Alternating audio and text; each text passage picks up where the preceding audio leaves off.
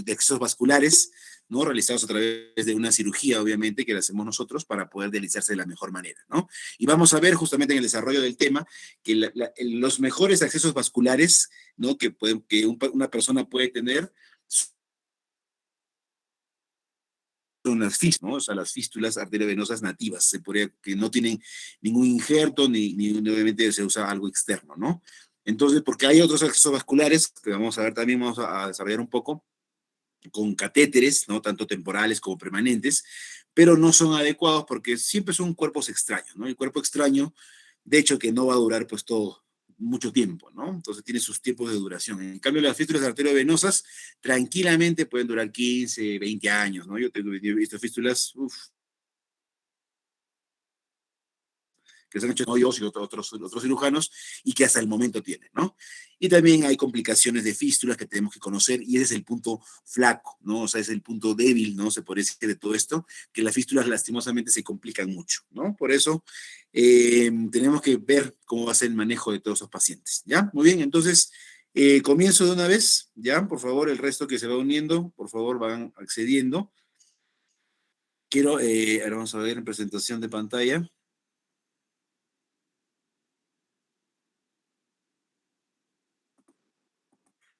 Ok.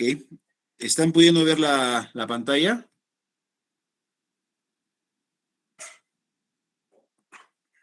Sí, doctor. ¿Sí? ¿Se ve la presentación? Sí, doctor. Sí, doctor. Sí, doctor. Muy bien. Ok. Entonces, como estábamos conversando en el preámbulo, comenzamos con lo que es accesos vasculares para hemodiálisis, ¿no? Justamente acá en la foto se puede ver una persona que está en pleno proceso de hemodiálisis, ¿no? Y miren acá con ambos extremos, ¿no? Tanto de salida como de entrada de la sangre, ¿no? Que obviamente va a la máquina de hemodiálisis y todo eso es a través de un acceso vascular, en este caso, de una fístula arteriovenosa. ¿No? Muy bien, entonces comenzaremos siempre para enfocarnos en qué estamos, ¿no? Tenemos que enfocarnos y poder hablar un poquito antes de entrar al tema del acceso vascular, qué cosa es la hemodiálisis, ¿no? Como ya saben, conocen, la hemodiálisis es un procedimiento de sustitución renal extracorpórea, ¿no? A través de una máquina, esta es la máquina de hemodiálisis, en casa del paciente, ¿no? Donde consiste en extraer la sangre del organismo, ¿no? Por uno de los extremos, ¿no? Y llevarla a este dializador de doble compartimento, ¿no? Donde pasa la sangre, ¿no? Hay un líquido de diálisis y hay una membrana semipermeable. En conclusión, la sangre que sale con sustancias de desechos, ¿no? Las sustancias de desecho por la membrana semipermeable y el líquido de diálisis van a quedar, ¿no? En la máquina, van a ser eliminados en la máquina purificados, y luego la sangre por el otro extremo, ¿no? Hacia el paciente, supuestamente como ya una sangre ya libre de sustancia de desecho, una sangre purificada, ¿no? Entonces, la máquina de hemodiálisis, pues, es un riñón artificial, si podemos, si cabe el término, ¿no? Entonces, ese es el concepto de hemodiálisis, y hablaremos un poquito de historia es siempre bueno conocer cómo se inició esto, cómo fue progresando, cómo fue evolucionando y dónde comenzaron a aparecer, pues, lo que es la creación de los accesos vasculares, ¿no? Entonces, comenzaremos desde el año 1850, ¿no? Con Thomas Graham, que se considera el padre de la diálisis, ¿no? Quien describió el concepto de ósmosis y sentó las bases de la química de los coloides, ¿no? Entonces, y comenzó a llamar diálisis a todo este proceso, ¿no?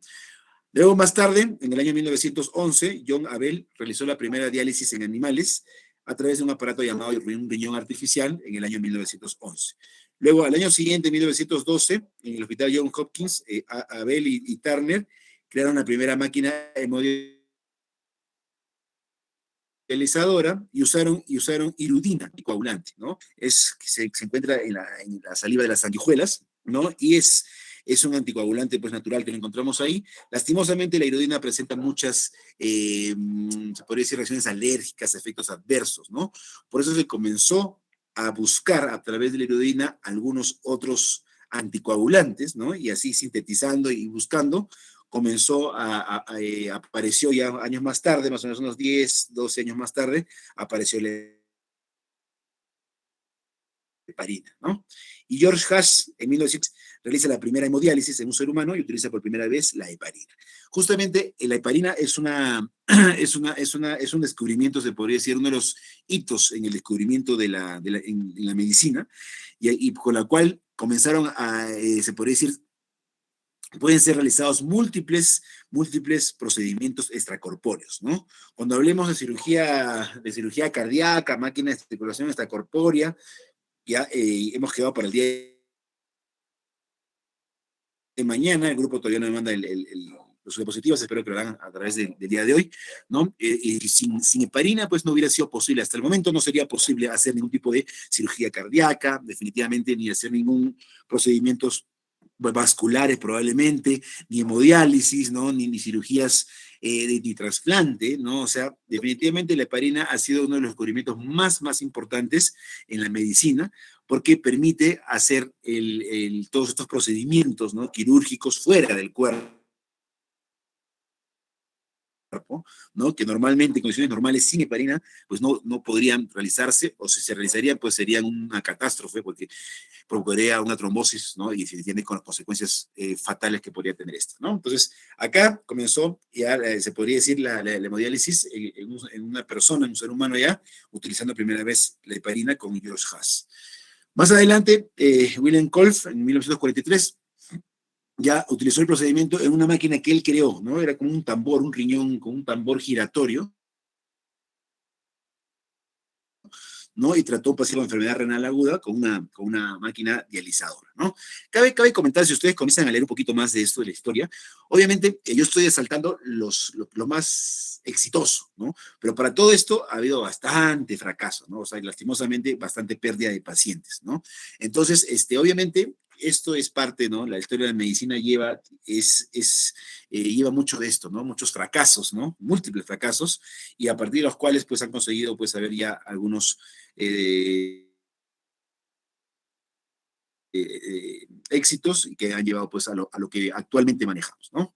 Más tarde, Cole, en 1945, ya redefine la máquina realizando el procedimiento, la hemodiálisis ya aplicado en un paciente hospitalizado, ¿no? Y acá comenzó ya a ver el tema del acceso vascular, ¿no? Porque no había un acceso vascular eficaz, estable, ¿no? Y comenzó ya a tratar de ver cómo sería la forma de poder tener un acceso vascular ideal para hacer una hemodiálisis, ¿no? En 1900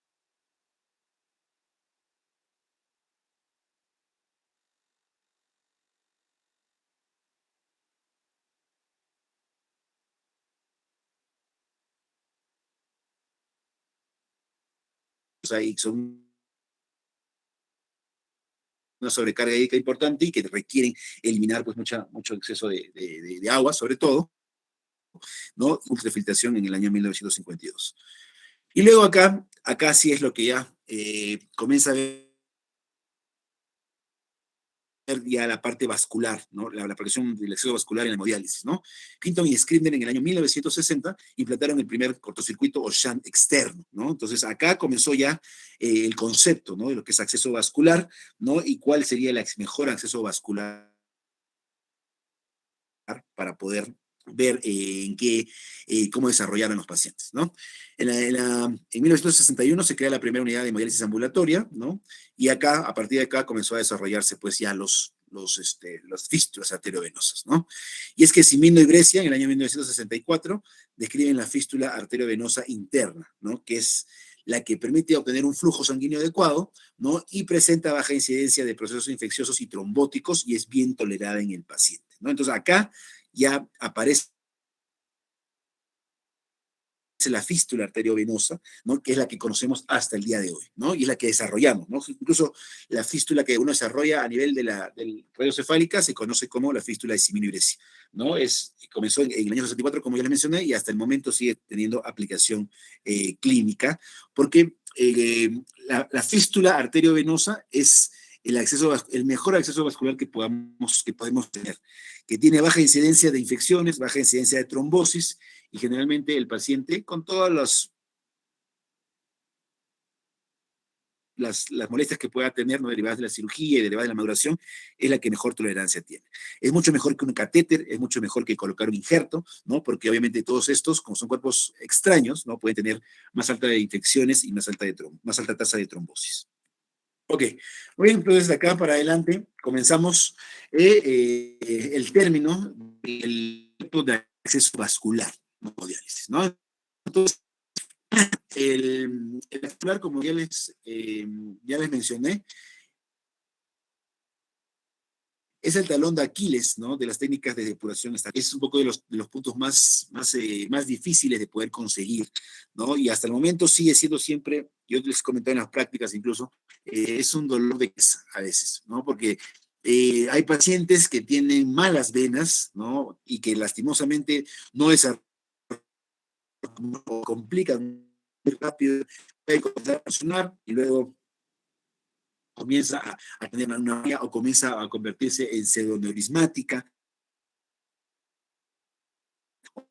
o se trombosa, ¿no? Entonces, por ese motivo es muy tanto para el paciente como para nosotros, ¿no? Para los cirujanos y para los nefrólogos, uy, porque viene el paciente a fístula, ya estaba muy bien y se trombosó, ¿no? O la fístula comenzó a crecer mucho y molestias, justo unos de ustedes me acompañaron, creo que al cierre de una fístula arteriovenosa, ¿no? Tenía una fístula que funcionaba muy bien, solo que lamentablemente le molestaba mucho al paciente. O sea, ese es lo malo también. Como es algo anormal que se crea, porque yo siempre les explico eso, si hablamos en términos fisiológicos, la fístula arteriovenosa es algo que no existe en el cuerpo, ¿no? Entonces, al crear uno esto, siempre hay una repercusión, ¿no? A veces en mayor o menor grado. Pacientes que ven muy bien, otros que no tan bien. Y este paciente, por ejemplo, un paciente joven de 30 años, 31 años, que le molestaba tanto y tenía un tremendo brazo, ¿ya? De verdad, si uno comparaba el brazo de acá, era el doble del otro brazo, el que no tenía, el que estaba normal, ¿no? Y le molestaba mucho en la calidad de vida. Y después de explicarle que, bueno, cerrar la fístula no, pues no es bueno tampoco, porque por donde se va a realizar, ¿no? Pero era tanta la molestia que el paciente tuvo que elegir el cierre de la fístula, ¿no? Entonces, ese paciente ahorita está ya haciendo sus trámites para lista de espera de transplanal, ¿no? Que es otro tema que también en algún momento vamos a conversar, que es importante, y es el tratamiento de elección para pacientes con insuficiencia renal, ¿no? Pero bueno, no es el tema ahorita, ¿ya? Muy bien, entonces, desde que la hemodiálisis se comenzó a usar, ¿no? En la práctica clínica como tratamiento, se podría decir estándar, ¿no? Desde hace la insuficiencia renal crónica terminal, el acceso a la circulación sanguínea y crear un acceso repetido, ¿no? Es el objetivo de crear este acceso vascular, ¿no? Porque la hemodiálisis, pues los pacientes que son sometidos a hemodiálisis, no es pues de una vez, ¿no? Generalmente hay que ser sometido a hemodiálisis unas 3 veces a la semana por lo menos y durante, bueno, toda la vida, ¿no? Hasta que el paciente consiga un trasplante o pues simplemente el paciente ya no esté, ¿no? Entonces, ese es el problema también, ¿no? Crear un acceso que siempre se va a usar, un acceso, como menciona acá, un acceso repetido a la circulación, y tenemos que buscar que sea un acceso vascular adecuado con mínimas complicaciones, ¿no? Entonces, la obtención y mantenimiento de este acceso es importante en el éxito de la hemodiálisis a largo plazo. Y como ya le mencioné, es el punto más complicado de todo esto, ¿no? El conseguir un adecuado acceso vascular con el mínimo de complicaciones. Bueno, entonces, eh, ¿cuál es el concepto? ¿Por qué es el acceso vascular? Porque ustedes dirán, pues hay venas, ¿no? Que se pueden usar, ¿no? Y es cierto, ¿no? O sea, las venas, lastimosamente las venas tienen bajo flujo, ¿no? Y para poder conseguir una buena hemodiálisis, si ya revisamos un poco los principios y todo, bueno, que nos semeja en nefrología, una buena hemodiálisis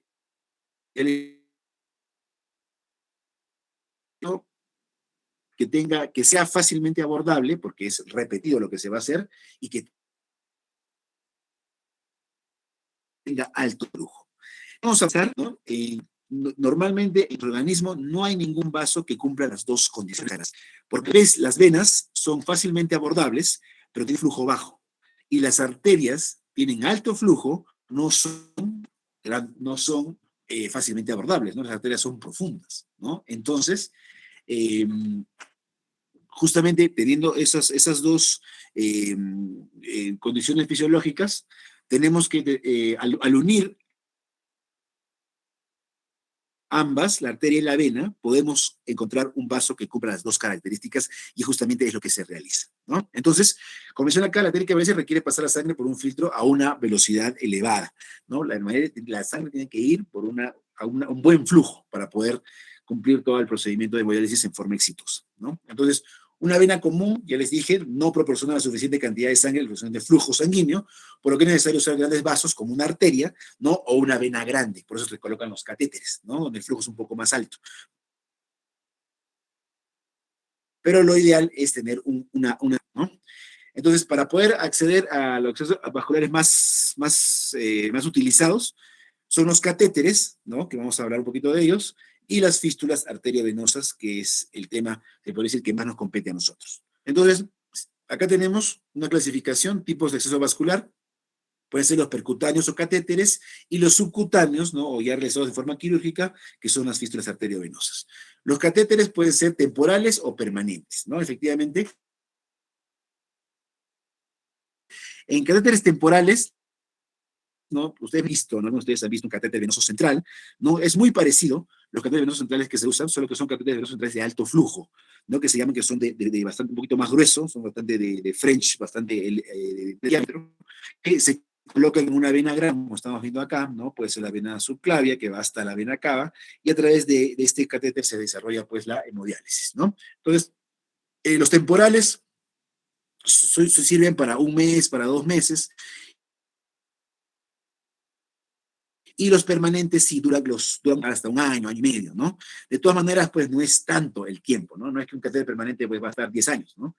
Por eso, siempre lo de elección va a ser las fístulas arteriovenosas que tenemos que crear, ¿no? Entonces, y dentro de las fístulas arteriovenosas tenemos que pueden ser autólogas, ¿no?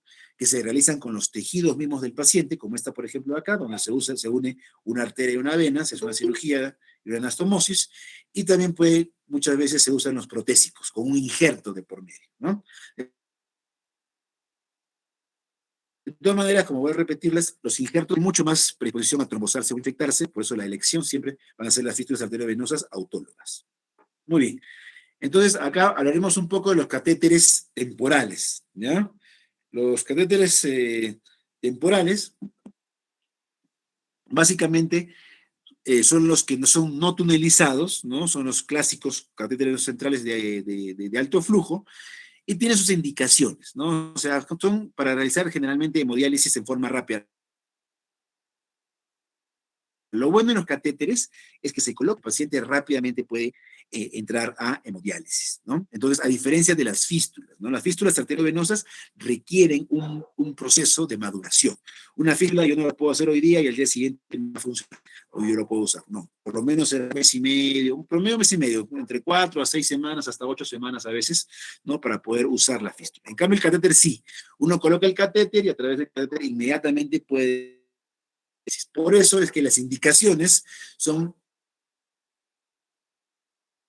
insuficiencia renal aguda reversible. O sea, pacientes, por ejemplo, que te hacen una insuficiencia renal aguda por hipotensión, por deshidratación, por un cuadro, una injuria aguda renal, ¿no? Y requiere una hemodiálisis, se le coloca el catéter y se dializa rápidamente, ¿no? Igualmente, tratamiento de intoxicaciones diversas mediante hemoperfusión, hemodiálisis también, una intoxicación que requiera una depuración renal, también se coloca un catéter venoso central, temporal, y se realiza pues este procedimiento. Igualmente una plasmaféresis, ¿no? Para hacer un recambio plasmático, también es una indicación de catéter.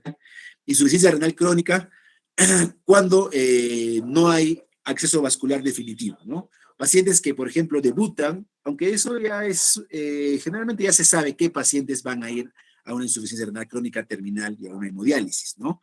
Pero si por ahora el paciente tiene una insuficiencia renal crónica y su fístula se trombosó, se infectó, ¿no? Entonces, y requiere ser dializado, porque obviamente el paciente tiene que seguir dializándose, no puede esperar la hemodiálisis, ¿no? Se coloca un catéter central. Muchos pacientes, por ejemplo, que tienen su fístula, ya están dializándose, y por A o B la fístula se trombosó o se infectó, ¿no? Entonces, no se puede usar, o está ya pseudoaneurismática, no se puede usar esta fístula, entonces se le coloca un catéter temporal, se le dializa y ya vemos cómo resolvemos el tema del acceso vascular. Lo más probable es que tengamos que hacerle otro acceso vascular en otro lado para poder continuar con la hemodiálisis, pero va a requerir un periodo de maduración, ¿no? Entonces acá tiene también lo que es maduración de acceso vascular. Si va a requerir maduración, todo ese tiempo el paciente no va a esperar pues sin hemodiálisis, ¿no? Porque obviamente la uremia llevaría pues a una muerte del paciente, ¿no? Entonces, cuando el paciente está esperando una maduración o el proceso de maduración de su acceso vascular, puede, eh, puede tener un catéter temporal para poder hacer su hemodiálisis. Igualmente, en pacientes en los que fracasa el trasplante renal, también podemos obviamente tener un catéter venoso central y hemodializarlo, ¿no? Lastimosamente si hay un injerto renal, ¿no? Entonces, esos son los catéteres que más se usan, ¿no? Tenemos los más usados son los catéteres de doble lumen, como ven el de acá. Este es un catéter de un lumen, este acá, el de más arriba. Este es el de 2 lúmenes, miren acá tiene 2 lúmenes, ¿no? Un extremo proximal, un extremo distal, y también hay catéteres de 3 lúmenes, ¿no? Pero los que más se usan para hemodiálisis son los catéteres de doble lumen, ¿ya? Muy bien, acá, por ejemplo, cuando usamos, ya hemos visto, ¿no? Usar si la hemodiálisis es urgente, duración 2 o 3 semanas, un mes, el promedio, pongámosle para, ¿ya? Las vías de acceso más usadas, ¿no? Puede ser la yugular interna, la yugular externa en algunos casos, la femoral, la subclavia, ¿no? Para los catéteres temporales. Acá más o menos ven cómo son los lúmenes por dentro, ¿no? Tiene un lumen distal y un lumen proximal, ¿no? Estos son, así más o menos es un corte del catéter temporal, y miren acá cómo ingresa, ¿no? Acá en la vena yugular, ¿no? Acá en la vena subclavia, ¿no? Que son los accesos en el cervical después más usados para la colocación de catéteres temporales. Acá está. Esto, generalmente la colocación de estos catéteres para hemodiálisis los hacen los nefrólogos, ¿no? En algunos casos nos llaman, ¿no? Cuando hay alguna dificultad, pero generalmente ellos se encargan de hacer la colocación de ese tipo de catéteres, ¿no? Miren acá, por ejemplo, acá en la vena yugular, ¿no? Se coloca el catéter, más o menos va casi hasta la entrada de la aurícula derecha, ¿no? Tiene 2 lúmenes, como ya hemos visto, ¿no? Un lumen rojo o distal, ¿no? Que va a la sangre, a la máquina de diálisis, y el lumen proximal, que es azul, ¿no? Que regresa la sangre de la máquina de diálisis hacia obviamente el organismo del paciente, ¿no? Entonces, por acá sale la sangre, va a la máquina de hemodiálisis y regresa ya libre de sustancias de desecho por este lumen y nuevamente ingresa al organismo del paciente, ¿no? Ese se puede ser el concepto y el manejo de catéter venosos temporales. Los catéteres tunelizados o permanentes, ya conocidos como PermanCat, no son catéteres fabricados a poliuretano, ¿no? Que generalmente tienen mucho más tiempo de duración, por eso se llaman permanentes, ¿no? Pueden durar hasta un año, como dicen acá, ¿no? Entonces, se usa cuando vamos a tener un paciente que obviamente va a dializarse, no mucho tiempo, ¿no? Y que va a requerir, pues, un catéter y a lo mejor tiene malas venas, no se puede hacer una fístula, colocamos un permancan, ¿no? Generalmente la vía más de elección, el abordaje va por la yugular interna, ¿no? Generalmente la derecha del protocolo. Puede también ponerse en la subclavia, pero a veces tiene mucho más alta incidencia de trombosis y estenosis, ¿no? Y a veces esto nos puede también complicar la creación de fístulas arteriovenosas eh, eh, después de colocar el catéter, ¿no? Por eso es que preferentemente usamos la yugular interna. ¿Ok? Lo bueno del catéter es un catéter también que se obtiene un flujo bastante importante, más de 200 mililitros por minuto, que es lo ideal para poder hacer una hemodiálisis. Cuando se requiere, obviamente, mínimo pues un año, porque es el tiempo de duración que puede tener, ¿no? Cuando es posible crear una fístula arteriovenosa por algún motivo, ¿no? Igualmente, cuando no se puede usar también diálisis peritoneal, que también es otro acceso para poder hacer diálisis, ¿no? La parte de diálisis peritoneal, ¿no? Y pacientes que a veces tienen corta expectativa de vida, en los cuales pacientes a veces con cánceres terminales, ¿no?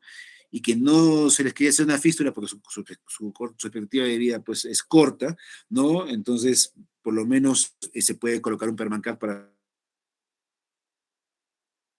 de ser pues una hemodiálisis, ¿no? O sea, caso que tengamos, ¿no?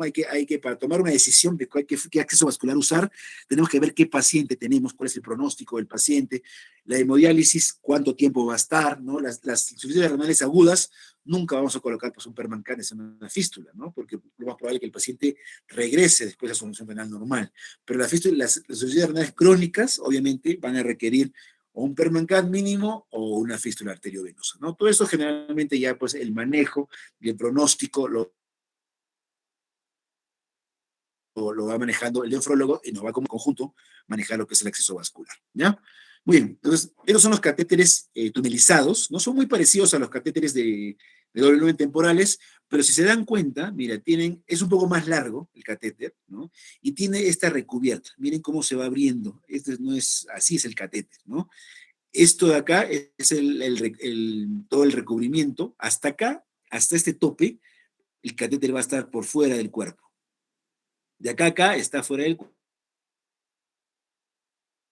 cuerpo y todo este segmento de este acá, todo adentro, esto va dentro de la vena y todo esto va tunelizado, ¿ya? O sea, va en el subcutáneo, ¿no? O sea, colocamos el catéter, este extremo obviamente entra a la vena, y una vez que entra a la vena, también tiene un tope acá, se abre como un capuchón, pues este capuchón sale, ¿no? Hasta acá más o menos, ¿no? Y toda esta parte va a entrar tunelizado.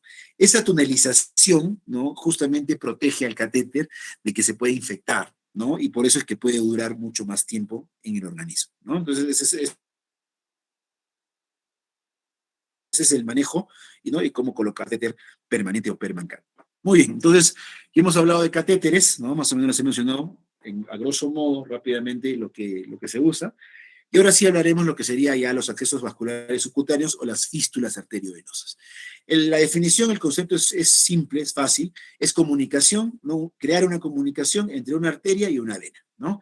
Si hablamos de fístula arteriovenosa en general, ¿no? Podemos tener una clasificación, puede ser congénitas, adquiridas, accidentales o terapéuticas,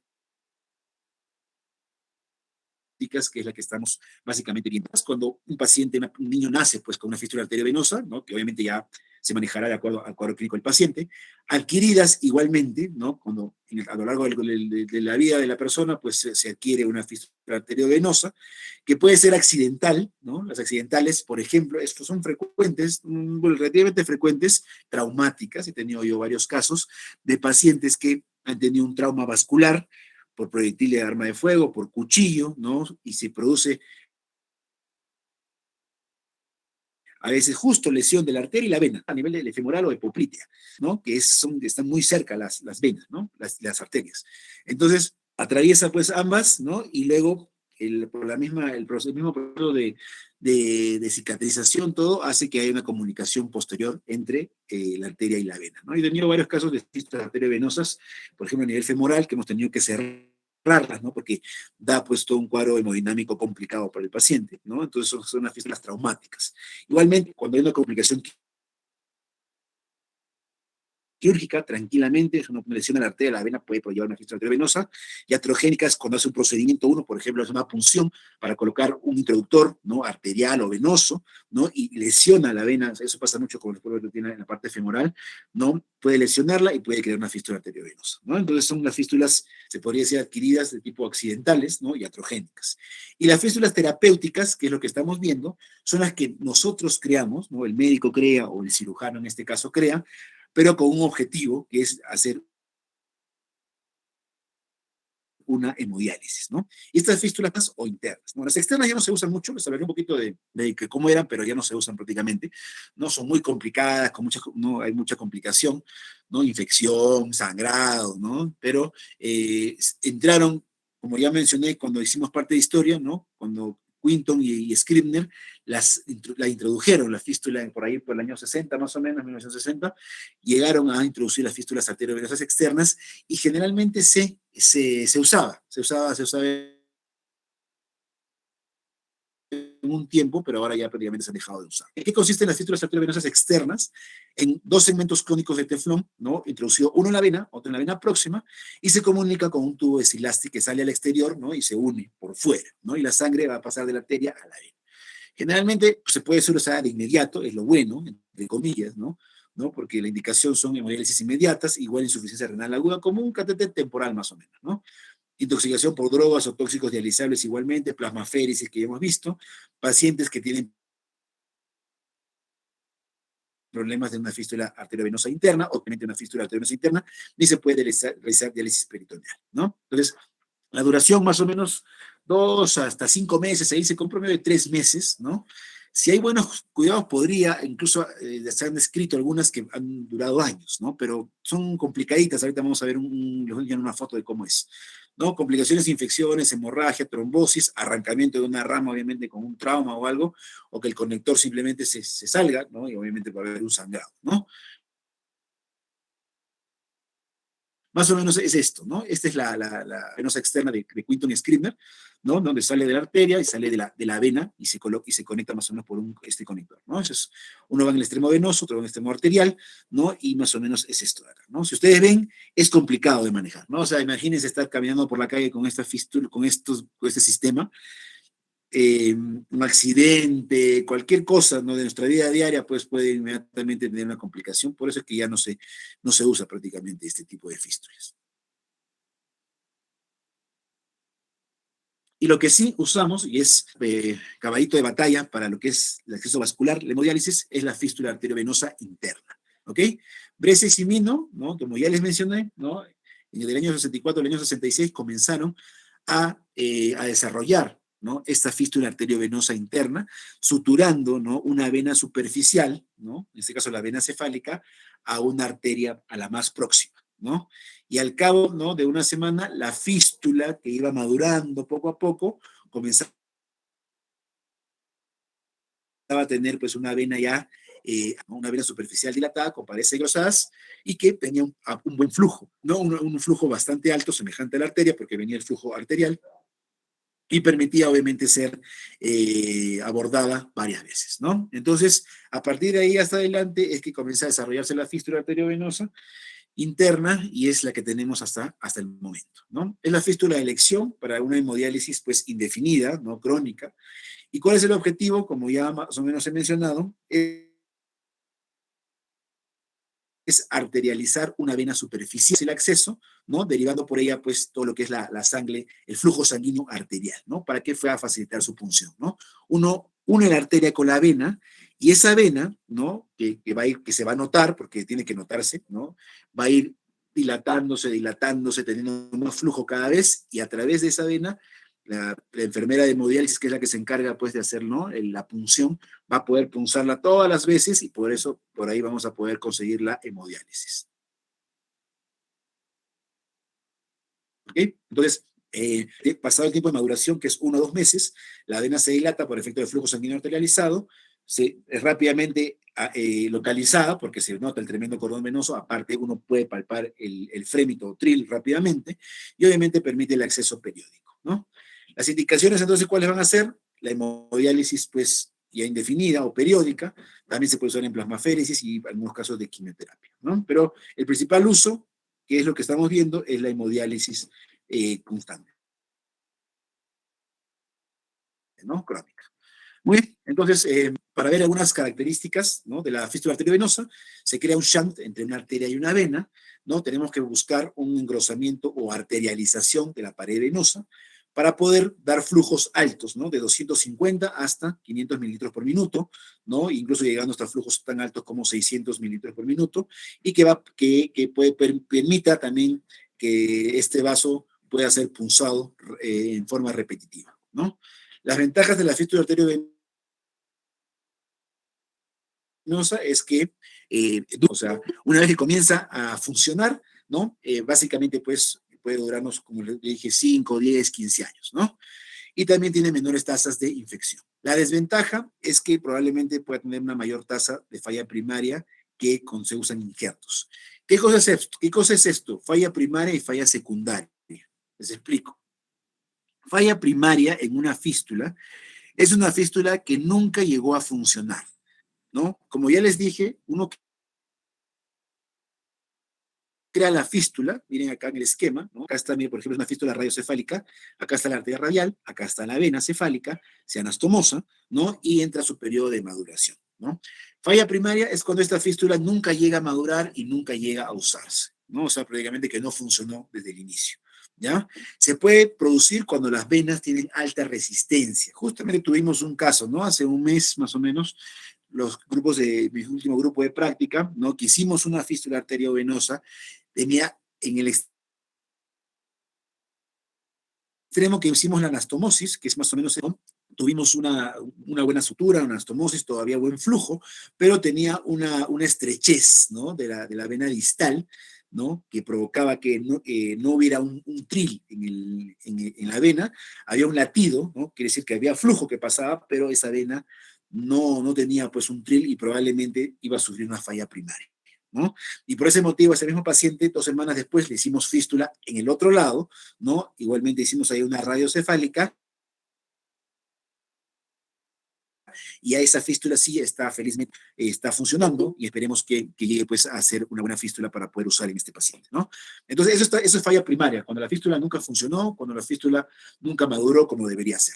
Y falla secundaria es cuando la fístula funciona, ¿no? O sea, llega a funcionar, el paciente llega a hemodializarse por la fístula, y después de un tiempo, por algún motivo, pues esa fístula deja de funcionar. Lo más frecuente es que la fístula se trombose. ¿Y por qué se trombosa? Y ahí viene también, intervenimos nosotros el cirujano, ¿no? Sino que cuando la fístula ya está madura, quien generalmente utiliza la fístula es la enfermera de hemodiálisis. Y justamente, haciendo acá un paréntesis, la enfermera que se dedica a esto debe tener una subespecialidad. Las enfermeras, una especialidad mejor dicho, las enfermeras, así como los médicos, también tienen especialidades, ¿no? Hay enfermeras de centro quirúrgico, hay enfermeras de UCI, hay enfermeras de hemodiálisis, ¿no? Hay enfermeras perfusionistas, o sea, hay especialidades dentro de la enfermería. ¿Por qué? Porque se necesita una capacitación, ¿no? Bastante de unos años, ¿no? Aparte de su carrera, obviamente, ¿no? Que justamente permita al personal manejar de la mejor manera en este caso, estas fístulas. La enfermera de hemodiálisis debe manejar muy bien y evitar, obviamente, que malograr la fístula, ¿no? Porque pasa mucho. La fístula comienza a funcionar, está perfecto, y si la enfermedad no tiene, punza la fístula y a veces la atraviesa. Y como estamos viendo, si atraviesas una vena como esta, miren acá este gráfico, si atraviesas esta vena, ¿no? Esta vena va a recibir flujo arterial. Es como punzar una arteria, es como atravesar una arteria. Y va a haber sangrado, fuga de sangre por acá, va a comenzar a coleccionar la sangre y entonces va a formar un hematoma. Y ese hematoma puede hacer una compresión extrínseca de la fístula, de la vena en este caso, y obviamente trombosar, ¿no? O sea, por eso, aparte obviamente del cirujano, ¿no? De hacer un buen trabajo, ¿no? Con el cirujano, también tenemos que tener mucho cuidado en el manejo posterior de la fístula, para evitar justamente, pues, una falla secundaria por trombosis. ¿Ok? Entonces, eso es los conceptos que acá vienen, y justamente es la ventaja y desventaja, ¿no? La ventaja es, una vez que la fístula comenzó a usar y ser bien tratada, pues dura años, ¿no? En cambio, tiene mayor tasa de falla primaria que, por ejemplo, que un injerto, ¿no? Porque a veces las venas nos dan mucha resistencia y esa fístula no fue una falla primaria. Muy bien, miren acá hay un esquema, un agrandado del otro que les estoy mencionando. Acá está la arteria, ¿no? Acá está la vena, ¿no? Acá está la arteria y la vena se sutura, ¿no? Se crea un shunt arterio-vena directo, y a través de esta vena que se va a arterializar, que se va a dilatar, a través de ella se hace la hemodiálisis, ¿no? Entonces acá está, mira, la arteria, acá está la vena, ¿no? En la cual se pone, la enfermera se encarga de esto, de hacer, pues, colocar los catéteres acá, las entradas, ¿no? Donde la sangre va a ir a la máquina de diálisis, se purifica y luego regresa por otro extremo hacia la sangre del paciente, ¿no? Entonces, eso nos hace un esquema de cómo se usa una fístula arteriovenosa interna para realizar una hemodiálisis. Okay. Entonces, la fístula arteriovenosa también, como ya hemos visto, hay dos tipos, se podría decir, ¿no? Las autólogas, realizadas con los propios vasos del paciente, y las protésicas, donde se coloca un injerto entre arteria y vena, ¿no? Entonces, las autólogas básicamente tienen todos esos puntos de poder realizar. Podemos realizar la anatómica, ¿no? Podemos realizar acá una radiocefálica, una humerocefálica, ¿no? y ya un poquito más alejadas la húmero basílica, ¿no? Que son un poquito más difíciles de poder realizar y también puede tener más complicaciones, ¿no? Entonces, bueno, voy a decirles qué anastomosis, ¿no? ¿Cómo es la sutura que se tiene que hacer? Porque es importante esto, ¿no? Sus compañeros que me han acompañado, pues, en lo que es la creación de fístulas, han podido ver que terminamos usando siempre lo que es la fístula lateroterminal, ¿no? Lateral de arteria o terminal de vena. ¿No? Se puede, al inicio de la cirugía, se puede hacer una lateral y luego siempre hay que ligar el extremo distal venoso, ¿no? Eso quiero ahorita les voy a explicar en una gráfica, ¿no? Acá entonces, bueno, la técnica quirúrgica básicamente, generalmente se usa anestesia local o puede ser hasta un bloqueo de brazo, dependiendo también del paciente que tenemos, ¿no? A veces para evitar mayores complicaciones, hacemos, ¿no? Y se utiliza, ya les he dicho, puede haber todos estos tipos de anastomosis, pero lo que más se usa es la lateroterminal, ¿no? Lateral de arteria, terminal de vena. Lateral no se usa porque da un hiperflujo venoso distal o un hiperflujo venoso proximal, ¿no? Que no queremos, ¿no? La lateroterminal es la elección, donde ya no hay una vena distal, ¿no? Y todo va a la vena proximal, que es la que queremos que se arterialice. Término terminal, difícil de usar, no se usa, ¿por qué? Porque puede provocar, si hacemos una anastomosis terminal de arteria con terminal de vena, quitamos flujo distal, ¿no? A la parte del miembro superior, y obviamente no es adecuado. Y término lateral tampoco, ¿no? Entonces, para que me puedan entender, acá tenemos los tipos de anastomosis, ¿ya? ¿Ok? Acá tenemos, esta es la lateral, ¿no? Supongamos que esta es la vena y esta es la arteria de arriba, lateral, ¿no? Donde viene el flujo sanguíneo, ¿no? Pero acá el flujo sanguíneo, bueno, va a la zona distal de la arteria, va a la zona proximal de la vena y también va a la zona distal de la vena, ¿no? Entonces no es haber un hiperflujo venoso, ¿no? Distal, que no queremos, porque esto va a llevar a edema, va a llegar a molestias, y no queremos porque esa vena prácticamente no nos interesa que se arterialice, ¿no? Lo que nos interesa es esta. Por eso la que se usa es esta de acá, ¿no? Es de la arteria, hacemos una anastomosis lateral en la arteria y terminal de la vena. Esa es la fístula de elección que hacemos. Como les dije, en algunos casos, por ejemplo, en muchos casos yo trato de hacer al momento de hacer mi cirugía, ¿no? La cirugía en sí, lateral, para tener más, se podría decir, más facilidad técnica, ¿ya? Hacer con la arteria, hacer con la vena, hago la sutura y luego ligo este cabo y se convierte en esta fístula, ¿no? Es la elección.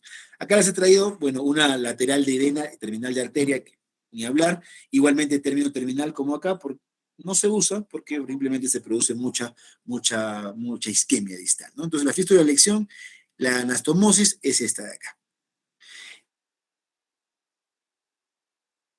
Y el lugar, ¿no? Justamente esto también les quería comentar, el lugar donde se realiza la fístula arteriovenosa interna, la más frecuente es la fístula radiocefálica.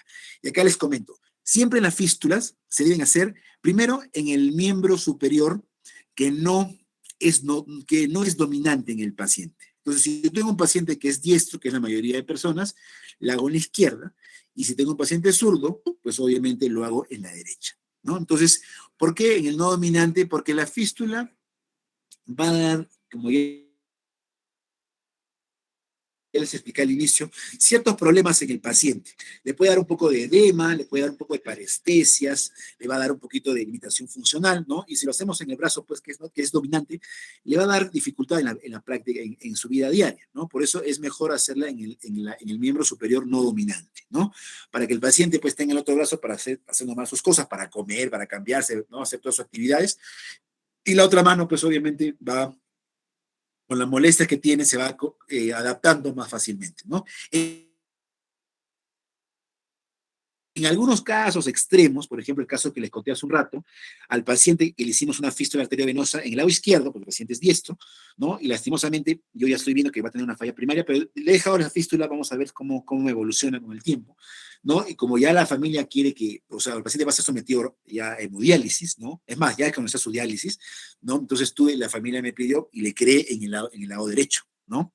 Entonces, esa fístula madurará y a través de ella comenzará a dializarse pues el paciente, ¿no?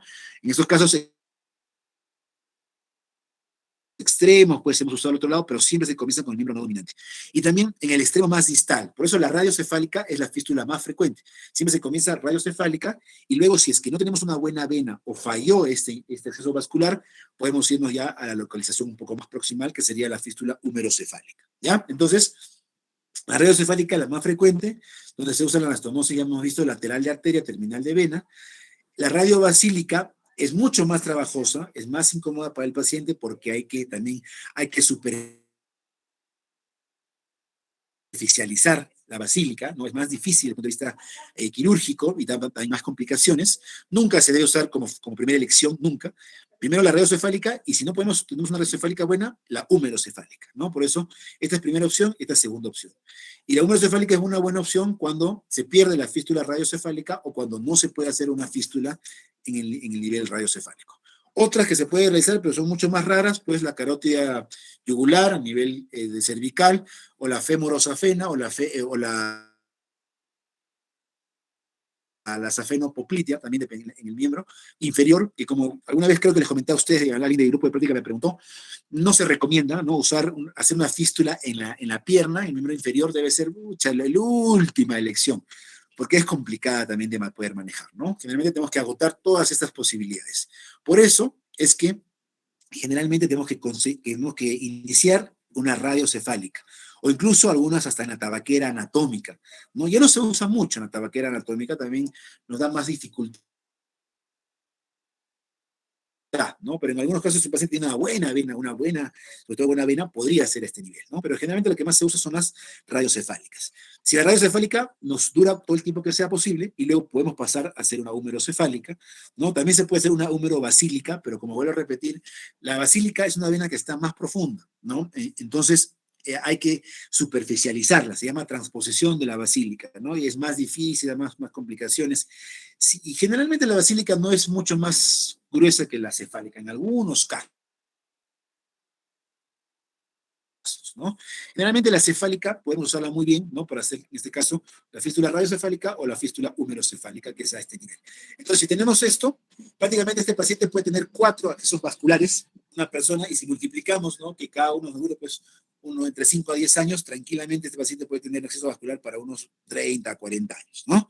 Entonces, obviamente, lo ideal sería, pues, buscarle un trasplante, ¿no? Renal, para poder curar y tratar definitivamente, pues, su insuficiencia renal crónica. Muy bien, entonces esos son los lugares de localización de las fístulas, ¿ya? Ya mencioné acá la fístula que se utiliza con más frecuencia y que es estándar la fístula Bessel-Semino, que es la radiocefálica. Siempre realizar una prueba de Allen, ya hemos conversado de la prueba de Allen, ¿no? Para evitar isquemia importante, ¿no? Hay que hacer una prueba de Allen para ver si el paciente hace por ejemplo, si tenemos una fístula radiocefálica, la arteria cubital debe estar bien, debe estar permeable para evitar isquemias, ¿no? Porque la fístula te roba sangre, ¿no? Roba sangre de la parte distal, ¿no? Entonces, lo ideal es que no robe mucho, ¿no? Por eso se hacen las incisiones para hacer las bocas anastomóticas, deberían no pasar de 5 a 6 milímetros para evitar un robo importante, pero siempre hay que hacer una prueba de Allen para poder tener la seguridad de que no va a haber una isquemia importante al momento de realizar una fístula arteriovenosa. Por eso es importante evaluar al paciente siempre previamente, ¿no? Hay que ver si el paciente es diabético, si tiene una vasculitis, hacer un ecodoppler es importante. Siempre lo que le pongo en amarillo, lo más resaltado, es lo más importante, que evaluar, hacer un ecodoppler venoso y arterial para evaluar los diámetros, ¿ya? Ahora vamos a ver cuáles son los diámetros mínimos que debe tener una arteria, una vena para poder realizar una fístula con buena posibilidad de éxito, ¿no?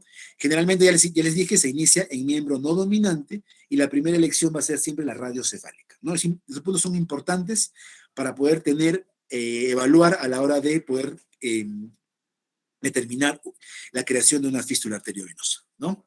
Y acá tenemos, ¿no? ¿Cuáles son los criterios no invasivos para seleccionar arterias y venas para hacer una fístula arteriovenosa? La vena, no debe medir, idealmente no debe medir menos de 2.5 milímetros, ¿no? O sea, el diámetro lumbilical venoso debe ser de más de 2.5 milímetros. Y preferentemente tiene que ser una vena que no tenga estenosis segmentaria, que tenga una continuidad total ¿no? Hasta la parte superior del brazo, incluso hasta llegar pues a la parte torácica, ¿no? Entonces, justamente esto ha sido, bueno, quizás no sé si es un error o no se evaluó cuando se hizo esa fístula en este paciente, no se llegó a evaluar, o sea, llegué a evaluar el diámetro, sí, medía unos 3 milímetros, ¿no? Pero no hicimos una evaluación de toda la vena en toda su extensión. Y justamente lo que encontramos fue una estenosis pues segmentaria que lastimosamente pues provoca pues que no, pues la fístula probablemente no madure como debe ser, ¿no? Entonces hay que ver todo esto y todo se puede hacer esto en el Doppler. Ya en el siguiente estudio del otro lado ya hicimos de todo, una evaluación de toda la vena cefálica y vimos que no había estenosis segmentaria, ¿no? Ese es el motivo mínimo 2.5 milímetros en la vena. Y en arteria, ¿no? Generalmente que no sea una arteria, perdón, menor de 2 milímetros de diámetro, ¿no? Igualmente que no tenga una calcificaciones importantes y que no haya diferencia de presión arterial más de 20 milímetros de mercurio y el arco palmar que sea permeable, ¿no? O sea, un test de Allen positivo, ¿no? Para que tenga un flujo arterial en la parte radial como en la cubital para evitar isquemia distal, ¿no? Entonces, y las características que debe tener una arteria y una vena para crear una fístula arteriovenosa adecuada, ¿no? Acá tenemos unas fotos de cómo se realiza pues la cirugía en sí, ¿no? Acá una fístula radiocefálica, acá está la mano del paciente, acá está el brazo, hacemos una incisión casi paralela, ¿no? Tanto la arteria como la vena, disecamos primero la vena, ¿no? Hay que disecar la vena bien disecada, ¿no? En toda su longitud para poder tener facilidad de poder moverla, ¿no? Se dilata, siempre se introduce acá, estamos usando un catéter para poder dilatar con cloruros, suero parenizado se puede usar también para evitar trombosis, ¿no? Y luego acá ya la fístula, acá igualmente estamos dilatando, ¿no? La vena, ¿no? Y luego ya se hace la anastomosis, ¿no? Igualmente acá está, por ejemplo, la arteria, se ha clampado, ¿no? Con estos bulldog que se usa, la vena está acá traccionada, y luego se procede a la sutura, ¿no? Se hace la sutura y más o menos cómo queda, miren, esta es la manera de cómo queda, ¿no? La arteria y la vena de esta manera, suturada, ¿no? Para poder ya tenemos una fístula arteriovenosa ya realizada. ¿Ok? Acá igualmente es una fístula radiocefálica y esa sería una fístula húmerocefálica, ¿no? Acá también la anestesia local, silocaína bien infiltrado, ¿no? Para poder tener, pues, obviamente bien anestesiada la zona para poder realizar la cirugía sin ningún problema, ¿no? Acá, cuando se hace la húmerocefálica, generalmente la incisión es transversa, porque acá la arteria y la vena está mucho más lejos, ¿no? En cambio, en la radiocefálica, la arteria y la vena, si ustedes ven, ¿no? Su vena cefálica y la arteria radial está muy cerca, ¿no? En cambio, acá está más lejos, por eso la incisión es una incisión transversal, más o menos en una S, ¿no? Igualmente acá, por ejemplo, miren, se ve claramente, tenemos la arteria y la vena disecada, ¿no? La arteria radial, la vena cefálica, disecadas ambas se juntan, ¿no? Se aproximan, hacemos una boca a este nivel, ¿no? Acá, y hacemos la anastomosis. Por eso les decía, generalmente lo que yo hago es, ¿cómo me doy cuenta que es la arteria, la vena? Miren la vena, cómo está, ¿no? Al levantarla, acá esa es la vena, que la vena es superficial, ¿no? Está, y cambio la arteria es profunda. Yo la diseco, no se nota la arteria acá, ¿no? Porque está más profunda, pero la diseco y la saco, la superficializo, ¿no? Entonces, acá unimos, el ayudante obviamente me ayuda con los clamps, los hilos que usamos, acuérdense lo que han ido y el resto les explico. Siempre los vasos hay que repararlos con hilos, ¿no? Son los hilos especiales para poder tener un buen control de ellos, ¿no? Entonces, usamos acá la arteria, la vena, hacemos una incisión acá y comenzamos la anastomosis. Comenzamos a hacer lateral, ya les dije, por una facilidad técnica, y luego cuando acabo la sutura, ligo este extremo distal de la vena y se convierte pues en una término lateral, ¿no? Acá igualmente, decisión y reparo de la arteria, ya hemos visto, y acá comenzamos, acá la vena, miren, estamos usando un catéter para poder permeabilizarla, miren acá, se está permeabilizando, se está dilatando con cloruro, ¿no? Se consigue una dilatación y luego se anastomosa, ¿no? Dirección invisível de la vena, acá, bueno, acá la anastomosis es directamente terminal y lateral de arteria, ¿no? Miren acá, si ven acá cómo es la vena, se hace siempre cuando uno hace una sutura vascular, la vena nunca debe ir en un corte transversal, siempre se hace un corte medio oblicuo, ¿no? En bisel se llama eso, ¿no? Y se abre así como una boca, ¿no? Se llama incluso, lo describen como boca de, como, eh, no es boca, sino esa apariencia de cobra, ¿no? ¿No? Como una cobra, como una serpiente que va a ir esta anastomosada en la arteria, ¿no? Entonces, esto comienza la sutura, ¿no? Acá, por ejemplo, miren, acá está mucho más grande la foto, está mejor, miren a la vena, acá se ve claramente, esta es la vena abierta, esta es la boca anastomótica, y esto se va a anastomosar acá a la arteria. Se comienza acá a hacer la sutura, ¿no? Miren acá, se usa sutura vascular, no monofilamento, polipropilene, generalmente polipropilene 6,0 o 7 de 0, dependiendo, ¿no? Miren acá, comenzó a hacer la sutura, miren acá está, con los hilos, se va pasando, esa es sutura en el aire en paracaídas que conocemos, se comienza a hacer la sutura acá en la arteria que está abierta, ¿no? Y luego esta vena va a caer, ¿no? Todo esto va a caer encima como una tapa en la arteria, ¿no?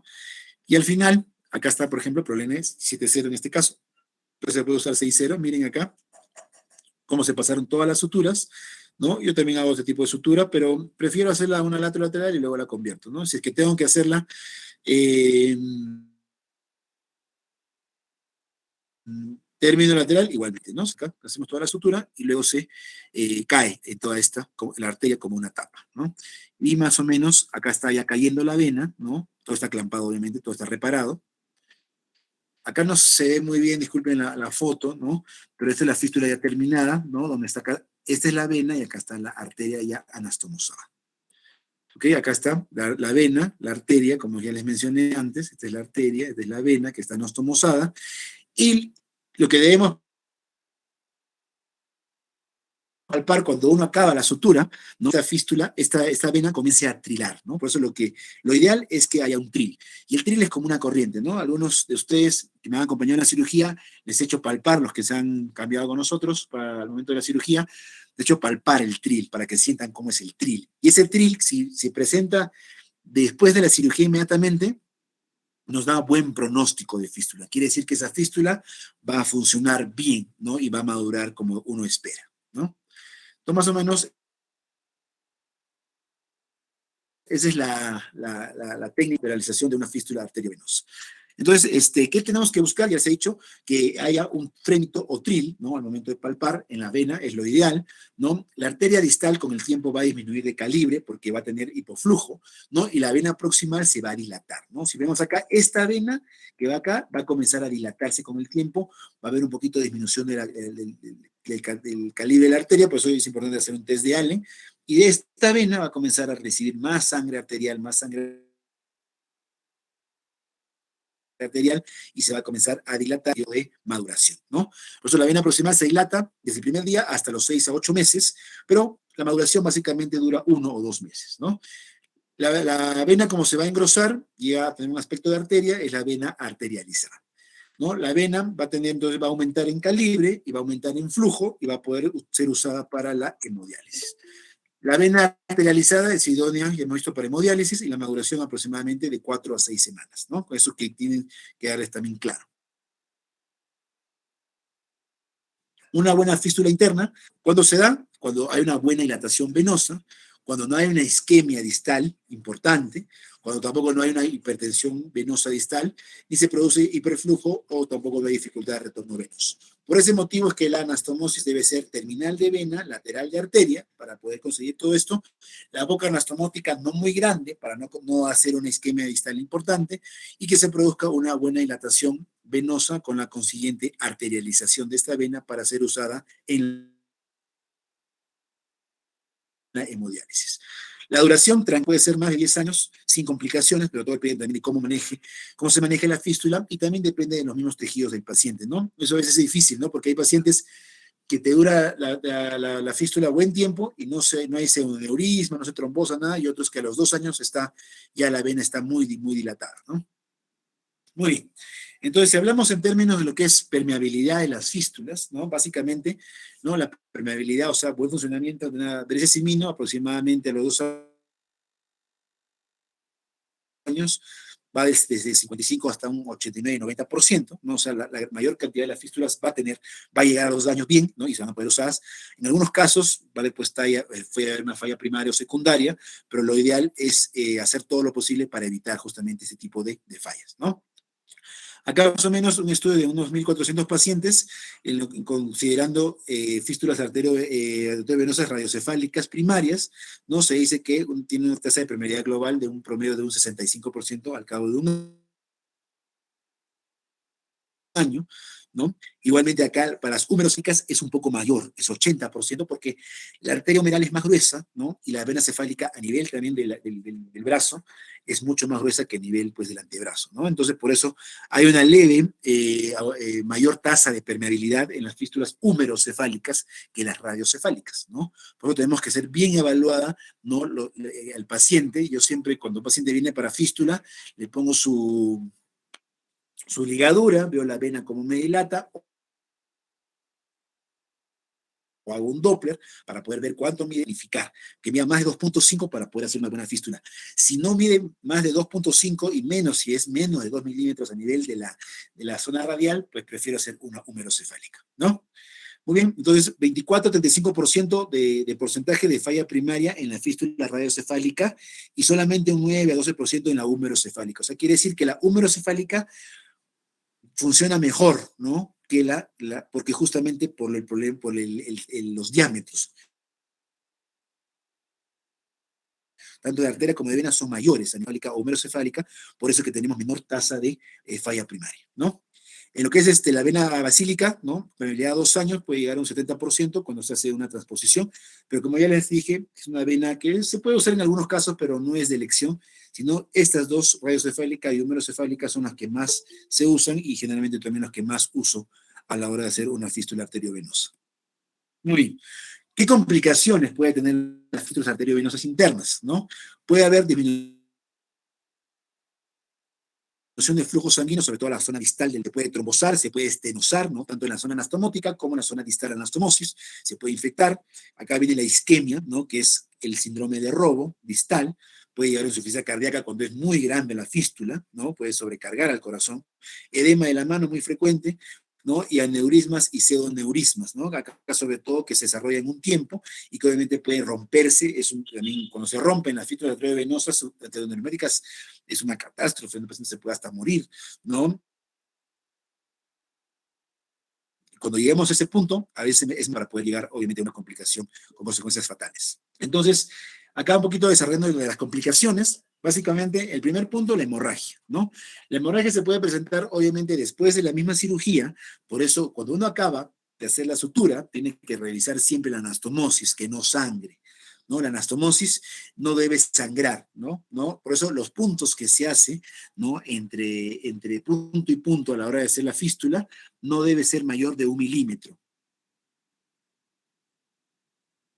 de distancia, ¿no? Entre punto y punto, para que cuando uno acabe de suturar todo esto y suelte todos los clamps, no haya pues un sangrado importante, ¿no? No debe haber nunca un sangrado de anastomosis, ¿no?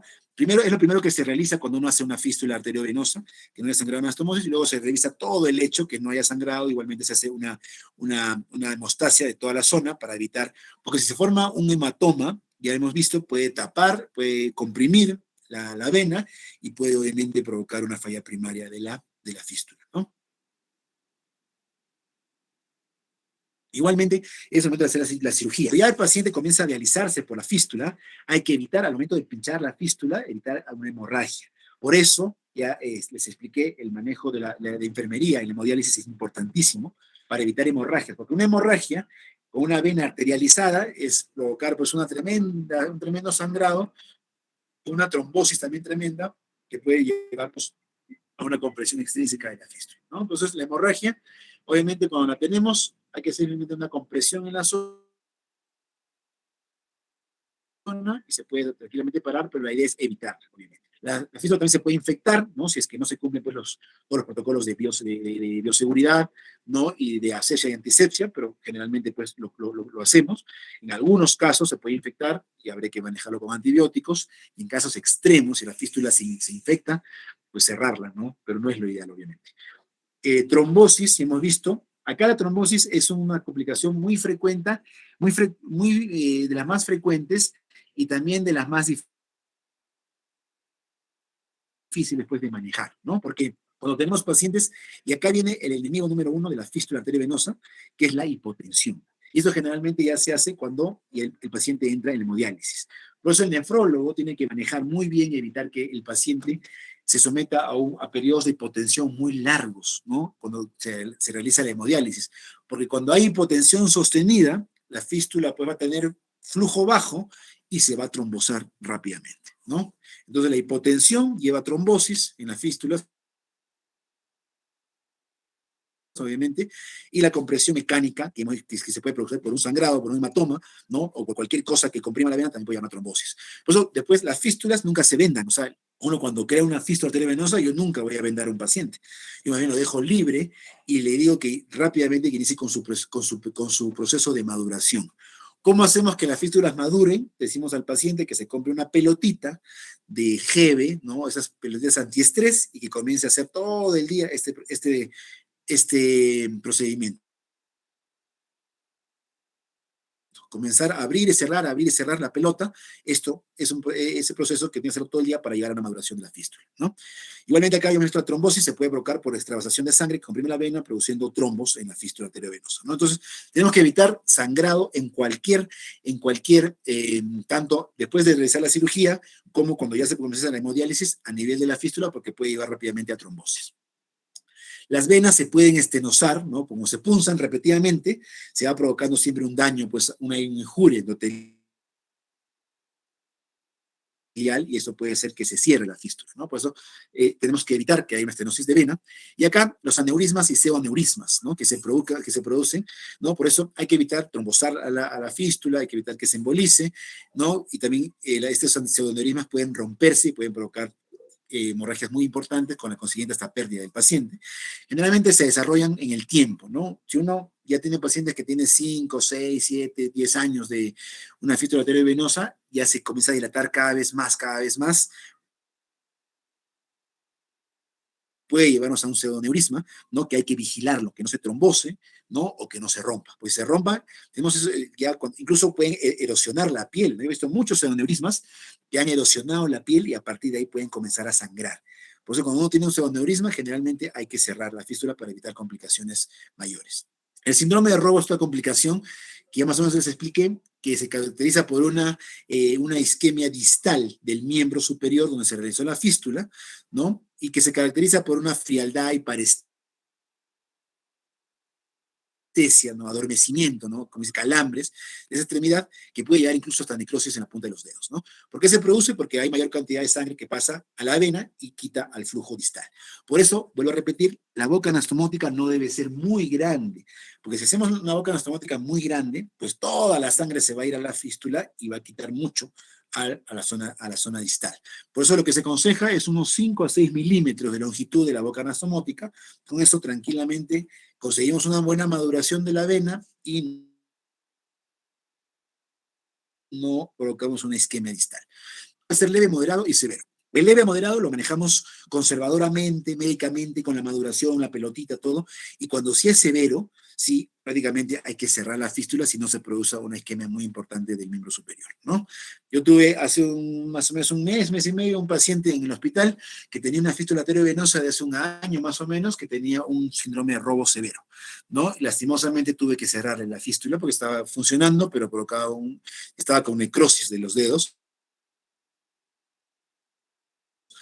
Cianosis importante del tercer dedo meñique, el tercer dedo y el quinto dedo, ¿no? Y tuve que cerrar la fístula porque si no, ese miembro superior iba a seguir necrosándose, ¿no? Entonces, lo ideal es no tener, pues, robo, o a lo mucho leve, ¿no? La gran mayoría produce leve, ¿no? El leve a moderado. Severo, generalmente, pues, ya es una fístula que se va a perder. Por eso tenemos que evitar en lo posible llegar a un síndrome de Robo severo. Igualmente, un síndrome conocido como sangre negra, cuando hay un aumento de la resistencia venosa de retorno, que también hay que cerrar la fístula. Es muy raro, no se presenta. Síndrome de hiperflujo, igualmente cuando se hace una fístula arteriovenosa laterolateral, que hemos visto que no se debe hacer, ¿no? Va a haber un hiperflujo venoso distal, ¿no? Generalmente, por eso tenemos que cerrar el extremo distal de la vena para llevar esto. Felizmente esto ya no se presenta porque siempre vamos a cerrar siempre el extremo distal de la vena, ya es algo conocido entre los cirujanos vasculares, ¿no? Entonces ya no debemos hacer pues ese tipo de anastomosis para evitar justamente el hiperflujo venoso distal. Y la recirculación generalmente es cuando después de que comienza a usar la fístula, no se comienza a formar tantas colaterales, ¿no? Y comienza a haber una diálisis insuficiente, ¿no? Generalmente esto también se debe evitar, ¿no? Teniendo un buen manejo de la fístula al momento de hacer la hemodiálisis. ¿Ok?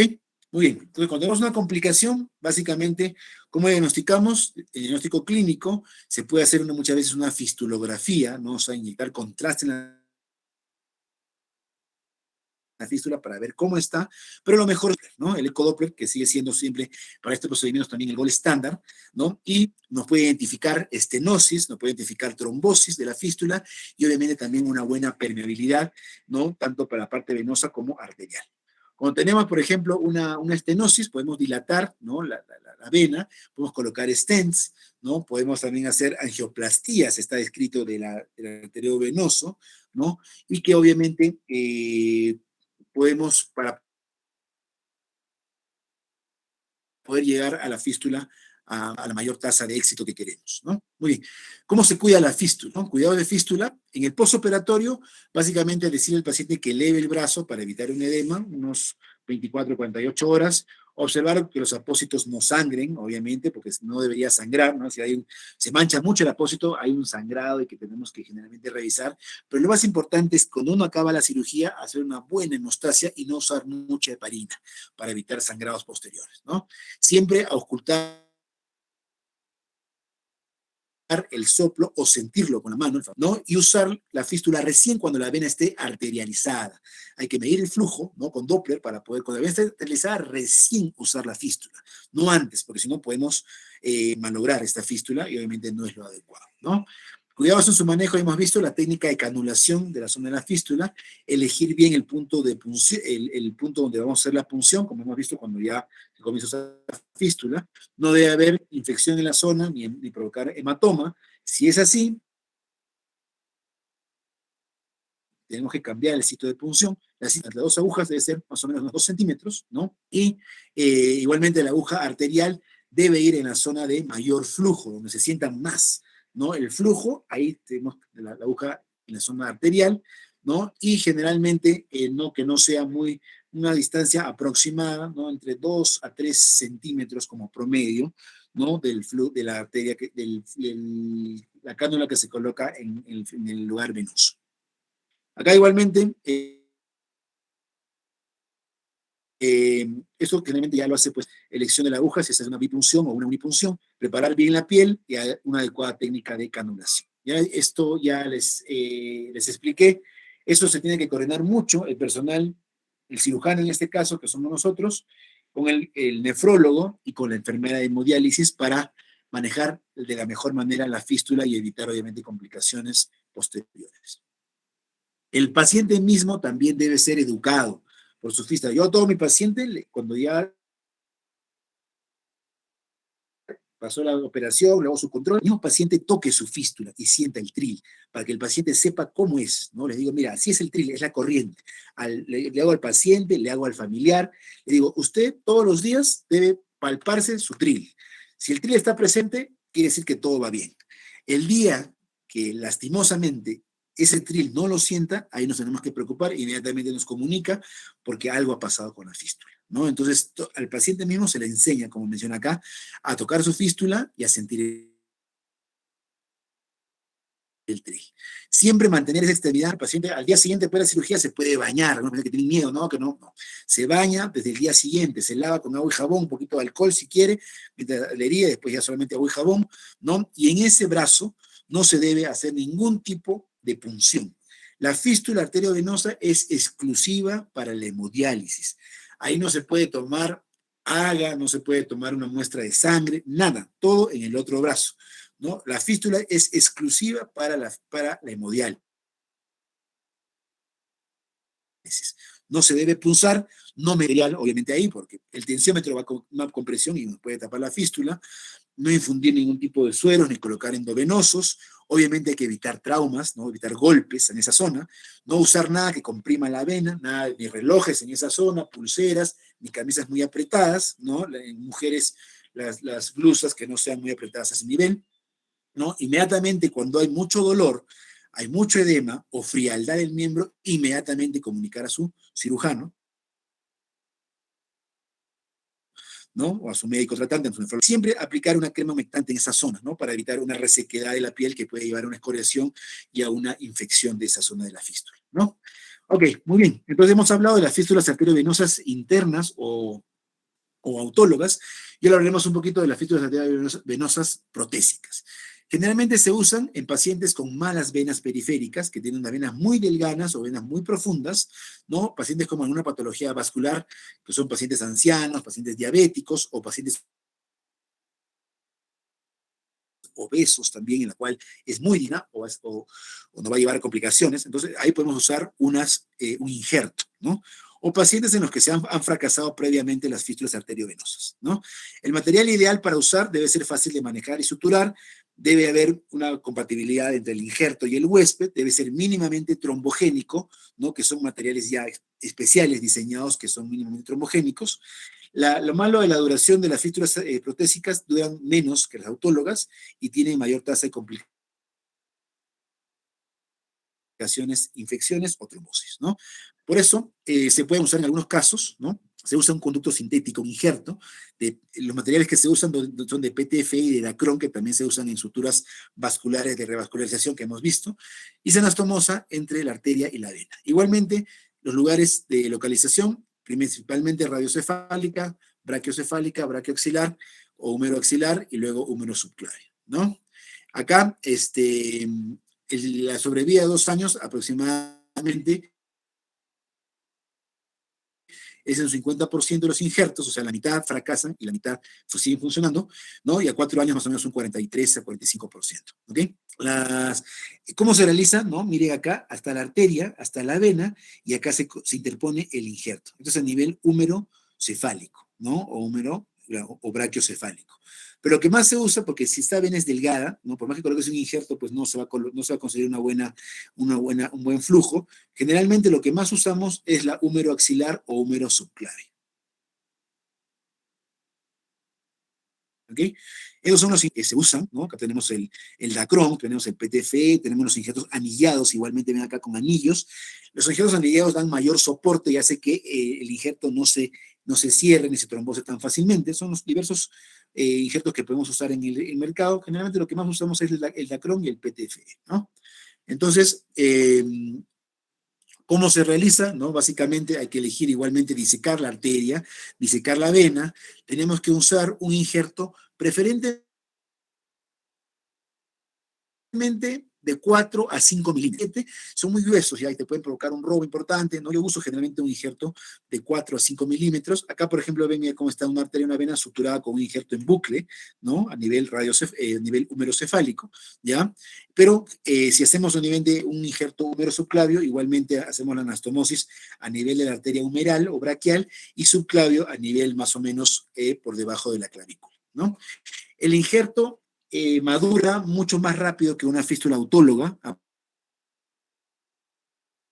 aproximadamente 1 a 2 semanas, ya podemos usar esta misma ventaja, ¿no? Podemos usar una fístula arteriovenosa protésica, ¿no? Esa es también una de las ventajas que ya hemos visto, y acá miren cómo se hace la colocación de injerto, ¿no?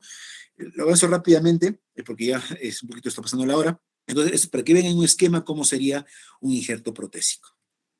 Muy bien, acá, complicaciones que se puede tener, siempre la hemorragia puede ser mayor en un injerto protésico porque la vena y la arteria cuando se suturan, las mismas plaquetas terminan coágulo en los puntos de aguja. En cambio, cuando hay una prótesis, no, porque no hay, pues, no tiene endotelio la prótesis, ¿no? Entonces, por eso hay generalmente más tasa de complicaciones hemorrágicas. Pero justamente para eso hay que desarrollar una buena técnica quirúrgica, no hay que punzar al injerto muchas veces, un solo punto donde pasar y no estar pasando y pasando puntos, ¿no? Eso ya es técnica quirúrgica que los cirujanos ya conocemos, ¿no? Por eso, cuando se produce hemorragia temprana, generalmente en las anastomosis hay que vigilarlas mucho, y hemorragias tardías generalmente ya se puede producir con el injerto en sí, ahí se puede provocar también un sangrado importante, pero ya también con todos los manejos y cuidados que hemos visto en la hemodiálisis, ¿no? Generalmente, la trombosis temprana, acá hemos visto, se debe habitualmente a motivos técnicos a la hora de la anastomosis, ¿no? Y trombosis tardía, cuando ya generalmente hay una hiperplasia de la íntima, ¿no? En la parte venosa, ¿no? En la zona de la anastomosis o distal, ¿no? Ahí ya eso pues escapa un poco a nosotros, ¿no? Cuando ya la vena se va que está distal a la zona del injerto y crea más resistencia y puede provocar un trombo a ese nivel, ¿no? Igualmente, la estenosis o oclusión del tracto de salida se puede reparar con injertos, ¿no? O dilatación también con balones o angioplastías de la zona, o también a veces colocando injerto en la zona de la estenosis, ¿no? Bueno, eso son complicaciones que generalmente ya vemos nosotros, les digo a ustedes, les explico rápidamente, porque no hacemos muchos injertos, eso sí digo, no hacemos. Yo hago poquísimos injertos para ¿no? Y cuando se presenta, pues ya hay que resolver el caso, ¿no? Cuando hay trombosis o estenosis, pero lo ideal es no usar un injerto, sino tejidos nativos del paciente, ¿no? Si vemos acá una comparación entre la fístula autóloga y fístula con injerto, vamos a poder acá que la fístula es la mejor forma, el mejor acceso vascular para una hemodiálisis, ¿no? ¿Y cuáles son las ventajas que hemos visto?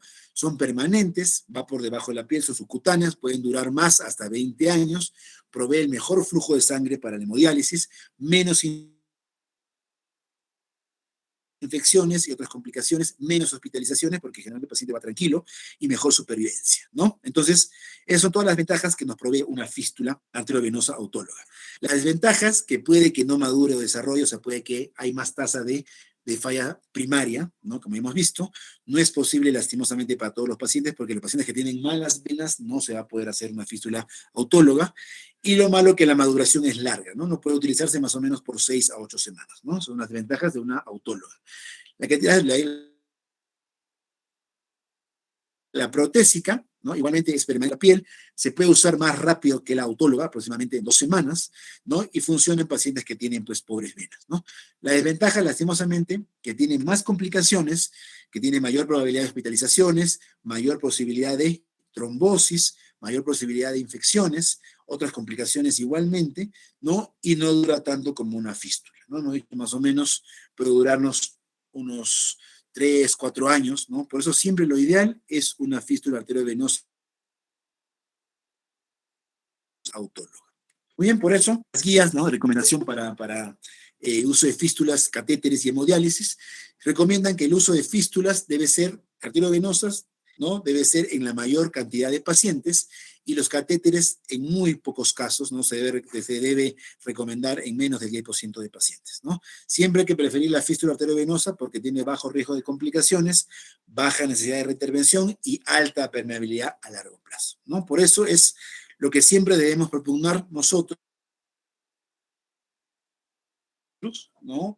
Y hacer el buen estudio de evaluación de los pacientes, porque a veces no se ven las venas, ¿no? A la simple vista, pero con un ecodoppler vemos que esa vena tiene un adecuado diámetro para realizar una fístula arteriovenosa. Muy bien, con esto acabamos. Gracias por su atención. No sé si tienen alguna pregunta, alguna duda, ¿no? Sobre esto. Por favor, rápidamente. Y si no, bueno, ya concluimos la clase del día de hoy, ¿no? Como vuelvo a repetir, que siempre van a ver el tema de las fístulas arteriovenosas, sobre todo los que van a hacer especialidad en nefrología, ¿no? Bueno, cirugía vascular, que estamos nosotros, vamos a tener que ver siempre en algún momento este tema, ¿no? De fístulas arteriovenosas, ¿no? Para nosotros este mes he tenido bastantes fístulas arteriovenosas que hemos estado desarrollando, estos 2 meses, ¿no? Y siempre hay pacientes, siempre. Pacientes que ya se dializan, ¿no? O pacientes que recién se van a dializar, muchas veces. También el nefrólogo sabe que el paciente va a hemodiálisis y me lo manda para yo hacer la fístula arteriovenosa y tener su fístula ahí. Y cuando ya el paciente requiere diálisis, pues inmediatamente ya se usa esa fístula, ¿ya? Muy bien, ok. No sé si tienen alguna pregunta, alguna duda. Espero que todo haya estado claro, ¿ya? Dime, Juan Diego. Sí, ¿no? creo que no hay consultas, doctor. Perdón. Perfecto. Muy bien, entonces acabamos la clase de hoy día. Y por favor, coordinamos para mañana. Mira, estamos 7 de junio. El examen tiene que ser el 20, para tener el problema de las notas y todo, ¿ya? Entonces, por favor, nos quedan 3 clases para desarrollar todo lo que es la patología isquémica cardíaca, patología valvular y patología neoplásica, ¿no? Que eso van a exponer ya los grupos respectivos, ya lo conocen. Entonces, mañana, por favor, el grupo que le toca lo que es enfermedad isquémica cardíaca debería estar exponiendo, ¿ya? Igualmente quedamos 7 de la mañana para poder desarrollar ese tema, ¿ya? Muy bien, ok, bueno. Recién están entrando, miren, hay 30, 31 personas, nada más, ¿ah? Bueno, yo voy a revisar, me imagino que han puesto presente, ¿no? En el chat, ¿ya? Han puesto solamente algunos, pongan rápidamente, porque ya ahorita voy a desconectar para poder verificar la asistencia, por favor, ¿ya? Muy bien, entonces, ya quedamos para el día de mañana, 7 de la mañana. El grupo que le toca desarrollar el tema, por favor me lo manda. Hoy día no me lo han mandado hasta el momento, ya, para poder revisar y que todo esté bien y mañana nos encontramos entonces para la siguiente clase teórica. Muy bien, ¿sí? Chao, chao.